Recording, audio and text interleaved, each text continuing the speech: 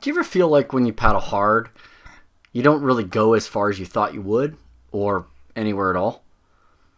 A lot of surfers who take my paddling technique course say that they were taught by their good surfing buddy to paddle hard. So let's investigate this. Does paddling harder lead to moving faster? We can actually rework this question into the second law of motion. Force is equal to mass times acceleration. So in this case, if more force is used, then yes, our body and board should accelerate faster. But when we apply this formula to the hand and arm, we get a slightly different result. As the hand and arm accelerate underwater backward, the force can sometimes reduce, not increase. So, how's that happening? What's happening in these instances is that the surfer is actually overpowering the water. Huh? Yeah, well, water isn't solid, is it? When we push against it, it moves. As opposed to when we push against something solid. When we push too hard in water and use too much effort, we push right through the water without it ever feeling like it pushes back. Go ahead and try it.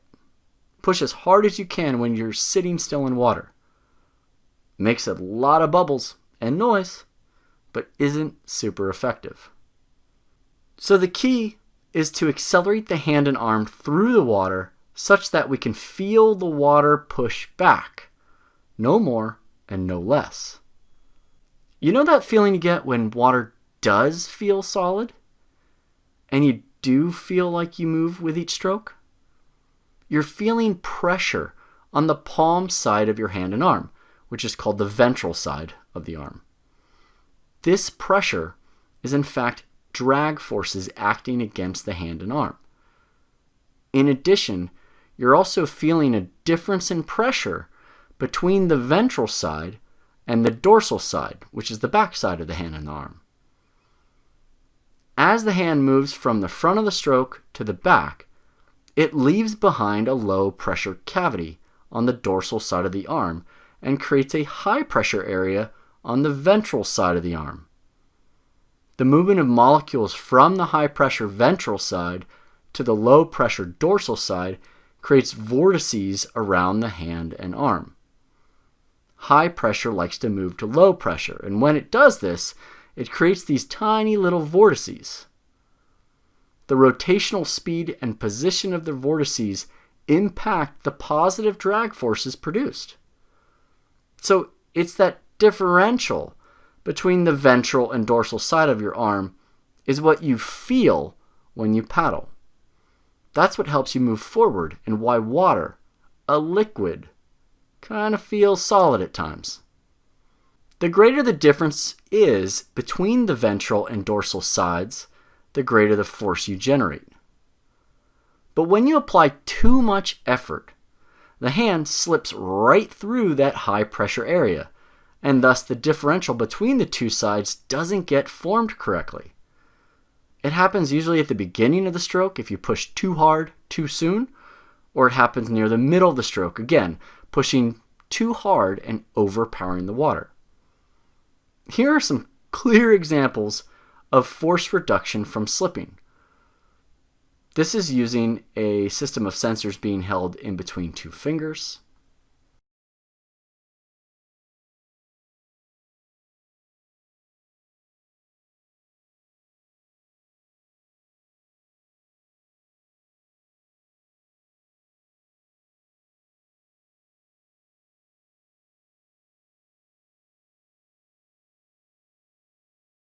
And this one is using a paddle sensor. See the drop in force?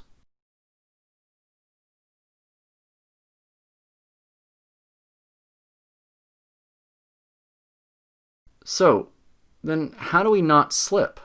How do we not overpower the water? How do we not push through that high pressure area? Of course, you can learn all the techniques in the level 1 and level 2 paddling technique courses I teach online or in person. In these courses, you'll learn about generating propulsion from both drag forces and lift forces effectively. But to get you started, think about this. When you paddle, try paddling with almost no effort. Don't really feel anything, do you? Then try paddling with all the effort you have. You'll slip instantly and make a lot of bubbles and noise. You might end up going somewhere, but not as far as the amount of effort you put into it. Then try a few strokes in which you start light and increase your effort toward the back of the stroke.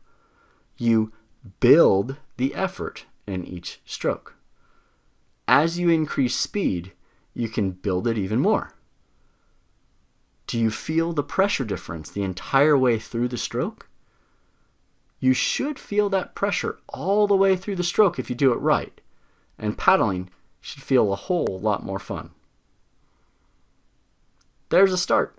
Like I said, you'll learn a lot more about how to develop this skill of feeling water in the Level 1 and Level 2 paddling technique courses, so I look forward to working with you at some point in the future.